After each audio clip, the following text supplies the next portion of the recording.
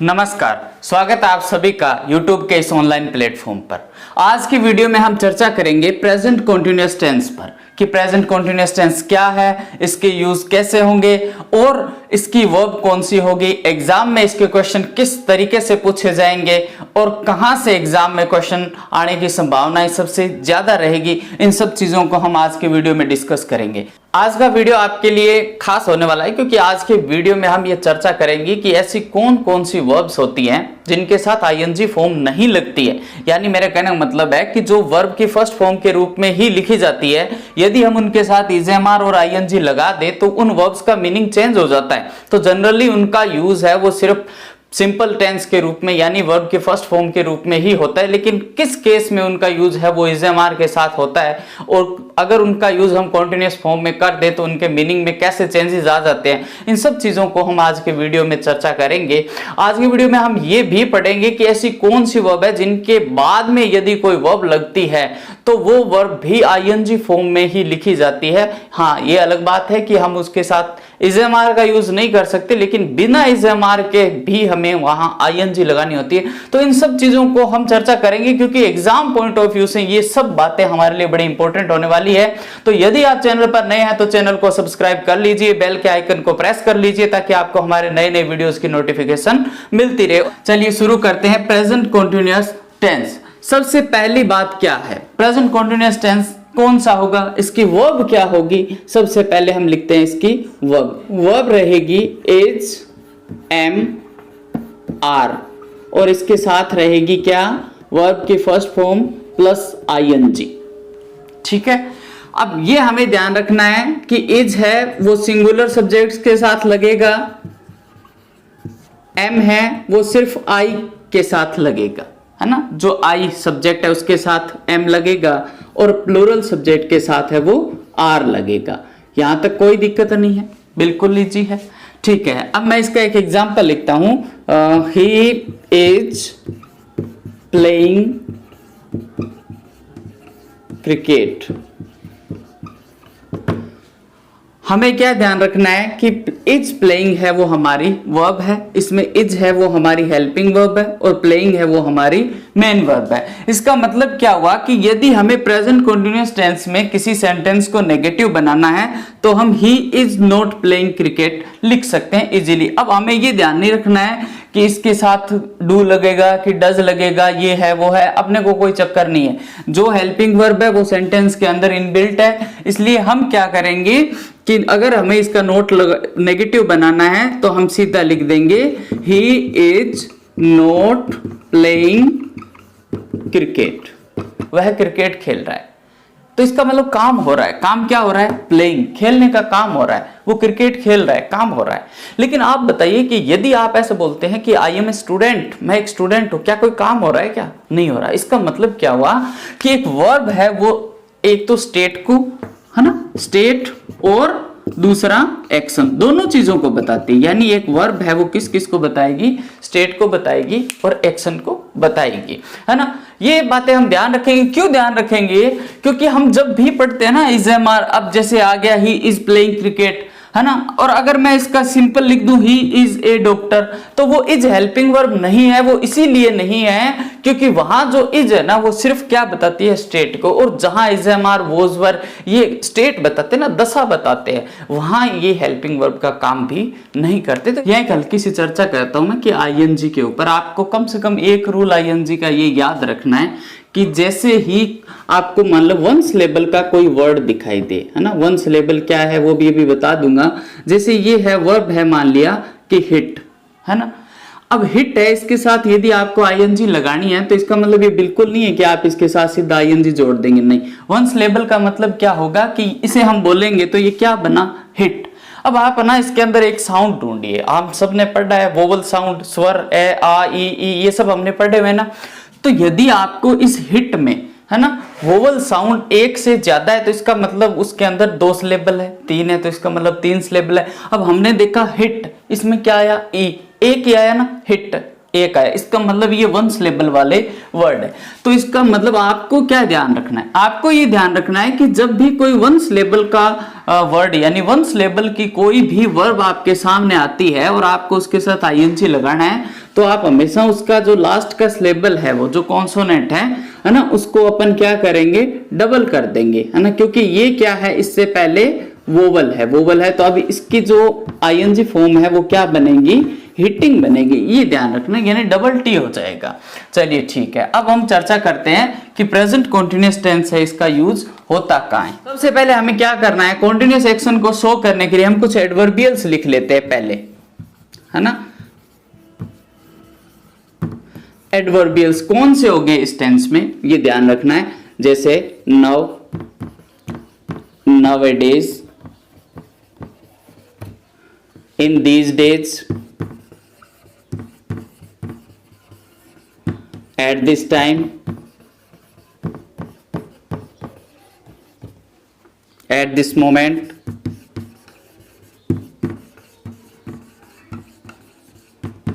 today। ये कुछ वो वर्ड्स है जो हमें याद रखने, क्यों याद रखने हैं, कि यदि आपके सेंटेंस में इनमें से कोई भी एक एडवर्बियल यदि आपको मिल जाता है तो आप उसमें प्रेजेंट कंटीन्यूअस टेंस है उसको फिल करेंगे। ठीक है, अब एक एग्जांपल देखते हैं कैसे। I a novel in these days, और मान लिया कि हमारी वर्ब है रीड, है ना। तो इसका मतलब क्या हुआ, ए नोवेल इन दीज डेज, हमने देखा कि इस सेंटेंस में हमें क्या मिला, इन दीज डेज, और हमने यहां लिख रखा है इन दीज डेज। मेरी बात को समझ रहे हो। तो इसका मतलब यदि आपको इनमें से कोई भी एडवर्बियल यदि आपको सेंटेंस में दिखाई दिया तो हम क्या करेंगे, वर्ब प्रेजेंट कंटीन्यूअस टेंस की भरेंगे। तो हमने देखा आई के साथ इज़ेमार में से क्या लगेगा, एम, तो हमने यहाँ क्या लगाया, आई के साथ हमने लगा दिया एम।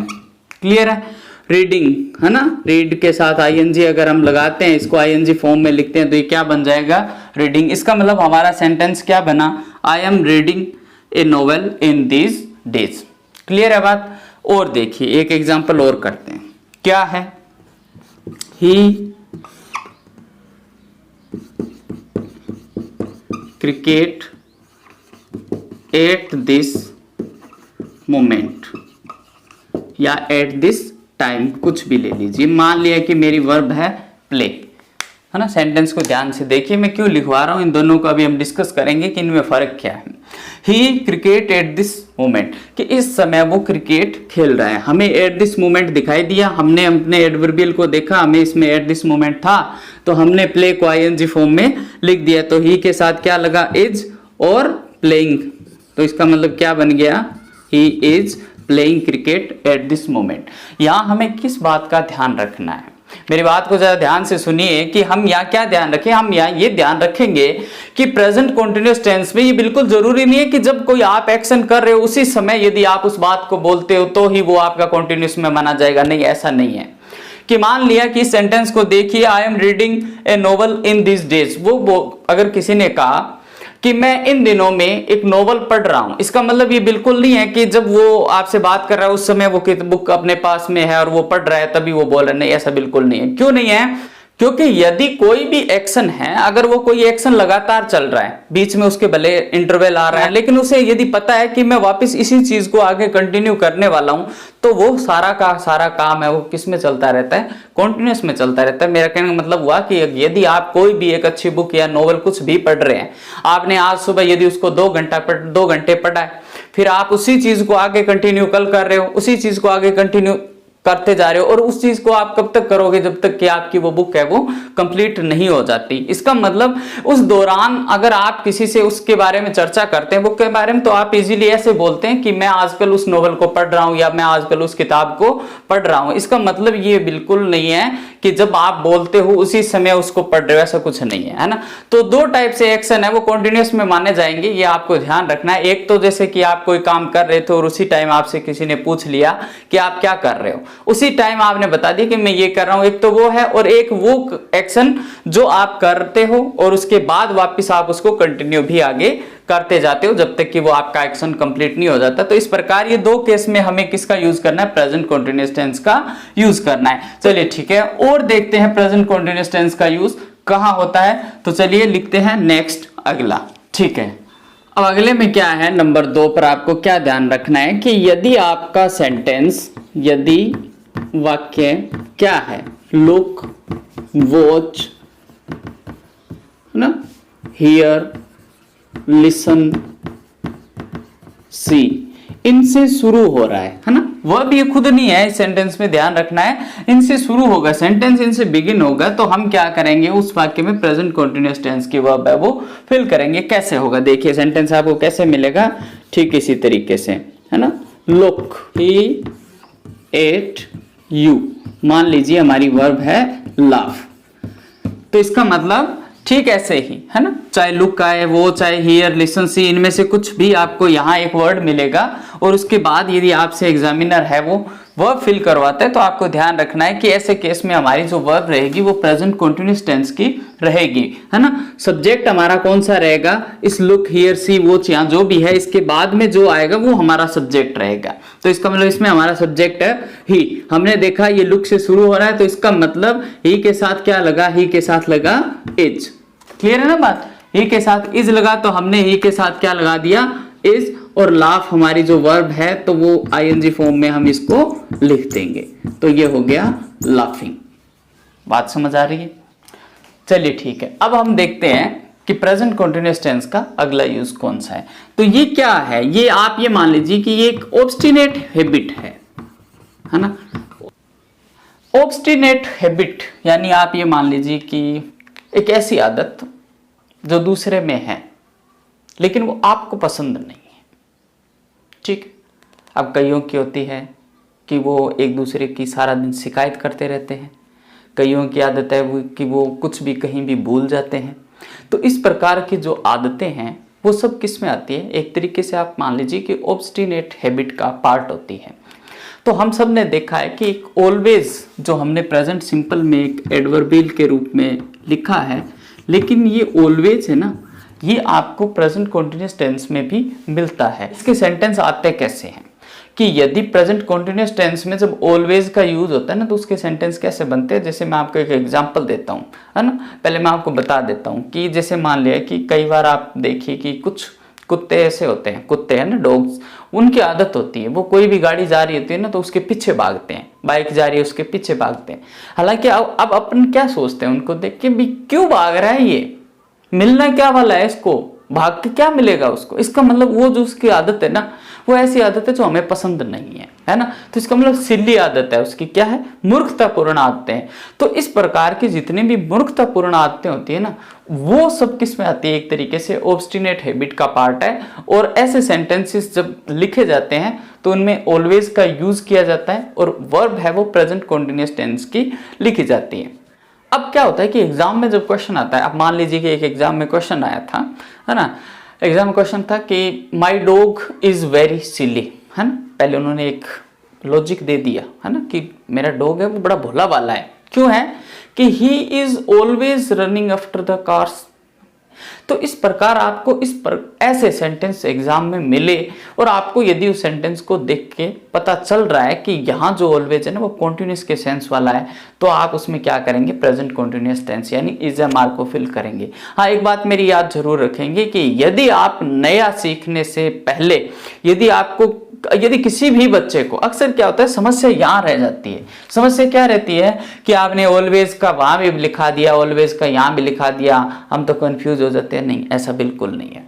अब अगर हम ये सीख सकते हैं, हमारे अंदर ये एबिलिटी है कि हम ये सीख सकते हैं कि यदि ऑलवेज का इस तरीके से अगर कोई सेंटेंस आ जाए तो उसमें जो ऑलवेज है उसके साथ प्रेजेंट कंटीन्यूअस की वर्ब भी लगती है। सेंटेंस कैसे होगा, एक एग्जांपल लिख के देखते हैं। क्या है, सी ब्लैंक ऑलवेज कंप्लेन, वर्ब है अपनी, है ना। तो इसका मतलब सी इज ऑलवेज कंप्लेनिंग, तो यहाँ अपन इस सेंटेंस में ऐसे भी समझ सकते हैं कि हमें जैसे ऑलवेज दिखाई दिया, एक ब्लैंक इसके इस साइड है, एक ब्लैंक इसके इस साइड है, इसका मतलब हम ये तो समझ ही सकते हैं कि इसमें एक अगर वर्ब की फर्स्ट फॉर्म होती तो एक साइड ही फिल होती। तो इसका मतलब अब जो ये सेंटेंस है ना, इसको हम क्या समझेंगे कि ये प्रेजेंट कॉन्टिन्यूअस वाला होगा। ठीक है, अब हम देखते हैं कि प्रेजेंट कॉन्टिन्यूअस टेंस का यूज और कहाँ होता है। तो यहाँ मैं आपको एक बात बता दूं, है ना, स्पष्ट कर दूं कि प्रेजेंट कॉन्टिन्यूअस टेंस का यूज भी नियर फ्यूचर के एक्शन के लिए भी किया जाता है। यानी ऐसे काम जो नियर फ्यूचर में, यानी जो फ्यूचर में जल्दी पूरे होने वाले होते हैं, ऐसे कार्यों के लिए भी प्रेजेंट कॉन्टिन्यूअस टेंस का यूज किया जाता है। लेकिन हम इन चीजों को पढ़ेंगे फ्यूचर सिंपल टेंस के साथ, क्योंकि वहां हम साथ में ये भी पढ़ लेंगे कि अगर हम किसी सेंटेंस में विल सेल का यूज करें तो वो किस टाइप से फ्यूचर को शो करता है, और अगर हम बी वर्ब के साथ आईएनजी लगाएं तो वो किस टाइप से फ्यूचर को शो करता है, और हम वहां ये भी पढ़ लेंगे कि प्रेजेंट कॉन्टिन्यूअस है वो किस टाइप से फ्यूचर को शो करता है, और हम वहां ये भी पढ़ लेंगे कि प्रेजेंट सिंपल है वो किस टाइप से फ्यूचर टाइम को शो करता है। तो इन सब चीजों को हम एक साथ लेके चल लेंगे एक बार फिर से, और वो कहां पे, फ्यूचर सिंपल टेंस में। तो चलिए अब हम चर्चा करते हैं कि ऐसी कौन सी वर्ब्स हैं जिनके साथ हम इजीली आईएनजी नहीं लगा सकते। मेरे कहने का मतलब हुआ कि जो वर्ब ऑफ सेंसेस या वर्ब ऑफ परसेप्शन है ना, कौन सी वर्ब्स होती हैं, क्यों उनके साथ हम आईएनजी नहीं लगा सकते, इन सब चीजों को अभी हम डिस्कस करेंगे। तो सबसे पहले चलिए हम लिखते हैं कि वर्ब ऑफ परसेप्शंस होती कौन सी है।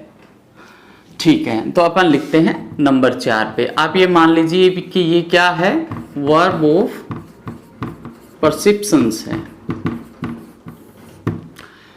क्या है ये, इसमें कौन सी वर्ब आएगी, look, smell, feel, see, hear, और इसके साथ साथ हम कुछ वर्ब्स और भी पढ़ेंगे, जैसे मान लिया थिंक, है ना, इनका यूज करेंगे। उसके बाद मैं आपको एक साथ में कुछ वर्ब्स लिखवा के बता दूंगा कि ये वो वर्ब है जिनके साथ आईएनजी हमें नहीं लगानी होती है। लेकिन ऐसा नहीं है कि उनके साथ आईएनजी लगती ही नहीं है, आईएनजी तो लगती है, लेकिन वो अपना मीनिंग है वो चेंज कर देती है। ये जो वर्ब है look, smell, feel, see, hear, think, ये वो वर्ब्स है जिनके साथ हमें आईएनजी नहीं लगानी होती है जब ये अपने रियल सेंस में यूज होती है। लेकिन जब हम इनके साथ आईएनजी लगा देते हैं तो ये अपना रियल सेंस, जो इनका जो सेंस का रियल मीनिंग है वो तो ये छोड़ देती है और एक नया मीनिंग इनका निकल जाता है। तो वो हम चर्चा करेंगे, अभी एक एक का एग्जाम्पल उठाएंगे कि कैसे ये रियल मीनिंग में कैसे यूज होगी, और कैसे अगर हम इनके साथ आईएनजी लगा देते हैं जेमार के साथ या इनको कॉन्टिन्यूअस फॉर्म में यूज कर देते हैं तो कैसे इनका मीनिंग है वो चेंज हो जाता है। तो ये हम अभी पढ़ते हैं। उससे पहले एक बात का आपको हमेशा ध्यान रखना है कि जैसे दो टाइप की वर्ब होती है ना, एक होती है स्टेटिव वर्ब और दूसरी होती है डायनामिक वर्ब। अब स्टेटिव कौन सी होती है, स्टेटिव वो वर्ब होती है जिनके साथ आईएनजी नहीं लगता है, आईएनजी जिनके साथ नहीं लगता है उनको हम स्टेटिव वर्ब बोलते हैं, और डायनामिक वो होती है जिनके साथ आईएनजी लग जाता है इजीली। तो यहाँ आपको एक वर्ब हमेशा याद रखनी है ना, KNOW, नो। यानी नो एक ऐसी वर्ब है जिसके साथ कभी भी आईएनजी नहीं लगता है, यानी ये किसी भी टेंस में कॉन्टिन्यूअस फॉर्म में यूज नहीं होती है। चाहे आप विल बी नोइंग मान लीजिए, चाहे आई एम नोइंग मान लीजिए, चाहे हैज बीन नोइंग मान लीजिए। मेरा कहने का मतलब है जहां कॉन्टिन्यूअस फॉर्म, टेंस की कॉन्टिन्यूअस फॉर्म में अगर कहीं भी आईएनजी लगेगी तो ऐसे केस में नो वर्ब का यूज कभी नहीं होगा। लेकिन अगर अपने एक सिंपल वर्ब के साथ, है ना, सीधा आईएनजी लगा दे बिना हेल्पिंग वर्ब के, तो वो अपने आप में या जेरंड या पार्टिसिपल का काम करता है, वो उसका वहां टेंस से कोई लेना देना नहीं होता है। और ये हम सबको पता होता है कि जैसे जेरंड है वो अपने आप में एक नाउन है। तो हमें एक बार के लिए यही ध्यान रखना है कि नो जो वर्ब है उसके साथ आईएनजी नहीं लगता है। ये हम आगे जब जेरंड और पार्टिसिपल पढ़ेंगे तब हम पढ़ेंगे कि कब नो वर्ब है उसके साथ आईएनजी लग जाता है, लेकिन वहां वो क्या वो वर्ब रहती है या नाउन रहती है, इन सब चीजों को हम आगे बाद में अगले जब टॉपिक पढ़ेंगे तो उनमें डिस्कस करेंगे। एक बार आपको यही माइंड में रखना है कि नो वर्ब है ये प्रेजेंट कॉन्टिन्यूअस हो, चाहे पास्ट कॉन्टिन्यूअस हो, चाहे फ्यूचर कॉन्टिन्यूअस हो, किसी भी टाइप से कॉन्टिन्यूअस फॉर्म में यूज नहीं होगा। इनके साथ, इस वर्ब के साथ कभी आईएनजी नहीं लगेगा। ये बात आपको एक बार के लिए अपने माइंड में सेट रखनी है। चलिए अब हम देखते हैं वर्ब ऑफ परसेप्शंस है क्या। एक एक वर्ब को उठाते हैं, उसके दोनों एग्जाम्पल करके देखते हैं। चलिए सबसे पहले हम वर्ब लेते हैं टेस्ट। यहां मैं आपको एक बात बता दूं कि चाहे taste, feel, look, hear, see, smell, कुछ भी आपके सामने वर्ब है ना, आप हमेशा एक बात ध्यान रखेंगे, जब वो उसका मीनिंग चेंज होगा कब, जब सेंटेंस से हमें पता चलेगा कि यहाँ इस वर्ब का यूज है ना वो किसी भी चीज को फाइंड आउट करने के लिए, पता लगाने के लिए यूज किया जा रहा है, तब हम समझ जाएंगे कि अब जो उसका यूज है ना वो रियल यूज नहीं है, अब ये कॉन्टिन्यूअस फॉर्म में यूज हो सकती है। अब दो एग्जाम्पल देखते हैं। फर्स्ट क्या है कि दिस कॉफी बिटर, मान लिया हमारी वर्ब है टेस्ट, तो इसका मतलब कॉफी का जो टेस्ट बिटर है इस चीज को वो बता रहा है, तो इसका मतलब ये क्या है, वास्तव में टेस्ट की ही बात हो रही है, स्वाद की ही बात हो रही है। तो हम क्या करेंगे, इसके साथ टेस्ट है वो प्रेजेंट सिंपल टेंस में ही फिल करेंगे। कॉफी है दिस कॉफी, इसलिए सिंगुलर फॉर्म में टेस्ट्स बन गई। अब हम दूसरे सेंटेंस को देखते हैं। See the soup to find if it is ready, वो सूप को टेस्ट कर रही है ये देखने के लिए कि क्या वो तैयार हो गया है, क्या कोई सूप बनाया किसी ने, और वो चेक करने के लिए कि कहीं इसमें किसी चीज की है ना कोई एक ऐसी चीज की मात्रा कम तो नहीं रहेगी है, वो उसको चेक करने के लिए यदि हम टेस्ट करते हैं किसी चीज को, तब हम वहां जो टेस्ट है ना वो सिर्फ चेक करने के लिए है ना, उसके टेस्ट को फाइंड आउट करने के लिए, पता लगाने के लिए कि क्या चीज है वो अभी कच्ची है कि पक्की है। मान लो आप कुछ भी खाने के लिए अपने कुछ भी बनाते हैं है ना, खाने की पीने की कोई भी वस्तु है, तो हम क्या करते हैं, अगर उसको पहले टेस्ट करते हैं, हल्का सा चेक करते हैं। मान लीजिए कि घर पे 20 मेहमान आए थे और आपने 20 कप चाय तैयार की, और आप रेगुलरली 20 कप चाय एक साथ तैयार नहीं करते, तो आप क्या करेंगे, उसको थोड़ा सा चेक करते हैं है ना। वहां जो आप उस चाय को टेस्ट करते हो, तो वहां आप उस चाय को टेस्ट करते हो किसके लिए, पता लगाने के लिए कि इसमें किसी चीज की कमी तो नहीं है। तो टेस्ट वर्ब का यूज है यदि पता लगाने के सेंस में कहीं भी यूज हो रही है, सेंटेंस से आपको लग रहा है, तब वो वर्ब है वो आईएनजी की फॉर्म में लिखी जाएगी। अदरवाइज किसी भी केस में टेस्ट के साथ हम इजएमआर आईएनजी नहीं लगा सकते, ये बात आपको ध्यान रखनी है। तो इस सेंटेंस से हमें स्पष्ट पता चल रहा है कि यहाँ वो सूप है वो तैयार हुआ है या नहीं हुआ है, इस चीज का पता लगाने के लिए चेक कर रहा है ना, चेक कर रही है, इसीलिए जो वर्ब है यहाँ क्या लगी है, टेस्ट। तो अब हम यहाँ क्या कर सकते हैं, इज टेस्टिंग लगा सकते हैं। क्लियर हुई होगी बात।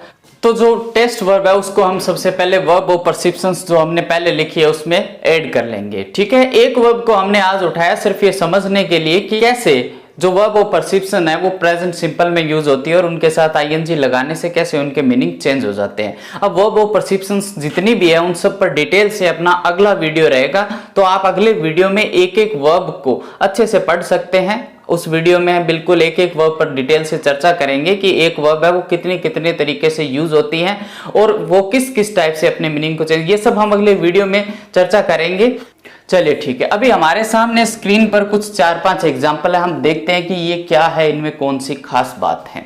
हमने सबसे पहले इस एग्जाम्पल को ध्यान से देखना है। एग्जाम्पल क्या है कि I want to write a letter.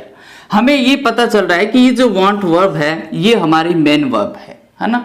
इसका मतलब क्या है कि जरा इस सेंटेंस को देखिए। इसने कहा कि आई saw him write a letter, ये जो वर्ब की फर्स्ट फॉर्म इसने यहां यूज की है। इसका मतलब ये बिल्कुल नहीं है कि ये वर्ब की फर्स्ट फॉर्म है वो प्रेजेंट सिंपल टेंस है, नहीं। इसका मतलब क्या है, इसका मतलब ये है कि यदि कोई भी सेंटेंस में यदि वो प्रेजेंट सिंपल टेंस की वर्ब नहीं है और आपको वर्ब की फर्स्ट फॉर्म यूज करनी है, तो उसे एक इन्फिनेटिव के रूप में लिखना होता है। इन्फिनेटिव से मेरा मतलब है कि टू के साथ हमेशा वर्ब की फर्स्ट फॉर्म लगती है, और जब हम 2+V फर्स्ट लिखते हैं तो उसे इन्फिनेटिव बोलते हैं, और वो एक नॉन फाइनाइट वर्ब होती है। इन सबको हम बाद में चर्चा करेंगे, लेकिन यहां मैं जो बताना चाह रहा हूं उस बात को समझिए। तो यहां हमने देखा कि ये तो बिल्कुल सही तरीके से फ्रेम हो रखा है सेंटेंस, क्योंकि इसमें जो वांट है ये मेन वर्ब है, लेकिन इसके साथ अगर एक इन्फिनेटिव लगा है तो वो टू के साथ वी फर्स्ट ले रहा है, कोई दिक्कत नहीं है। लेकिन हमने देखा कि इसमें तो आ गया I saw him write a letter, I saw him writing a letter, sentence same है। एग्जामिनर आजकल क्या करते हैं, आजकल एग्जामिनर यही वर्ब है वो आपसे फिल करवाते हैं। तो यहां हमें इस बात का ध्यान रखना है कि जैसे सी है ना, सी सो सीन सी वर्ब है ना, तो ये सी वर्ब है, ये कब अपने साथ बिना टू के वर्ब की फर्स्ट फॉर्म लेती है, यानी सी जो वर्ब है उसके साथ जब इन्फिनेटिव लगता है तो वो बेयर इन्फिनेटिव लगता है, और बेयर इन्फिनेटिव को मतलब ऐसे वर्ब की फर्स्ट फॉर्म जिसके साथ टू नहीं जुड़ता है। यानी अब एग्जाम में ये सेंटेंस हमारे सामने आ जाए और एग्जामिनर अगर अपने यहाँ वर्ब भरवा ले अपने से, है ना, चाहे वो कॉमन एरर में इसको लिख दे, तो वहां हमें ये ध्यान रखना होता है कि ये जो है ना यहाँ टू राइट नहीं लगेगा, यहां सिर्फ राइट लगेगा, है ना। ठीक है, अब अगर हम यहाँ जहां हम राइट लिखते हैं वहां हम राइटिंग भी लिख सकते हैं, लेकिन इन दोनों के मीनिंग में कहाँ बदलाव होता है, इन दोनों के मीनिंग क्या बनते हैं, अलग होते हैं कि सेम होते हैं, इस चीज को हम अगले वीडियो में चर्चा करेंगे। यहां एक बार नजर और दौड़ाइए, यहां क्यों बता रहा हूं मैं, क्योंकि ये हम सबको पता है कि टू के साथ हमेशा वर्ब की फर्स्ट फॉर्म लगती है, टू के साथ हमेशा क्या लगती है, वर्ब की फर्स्ट फॉर्म।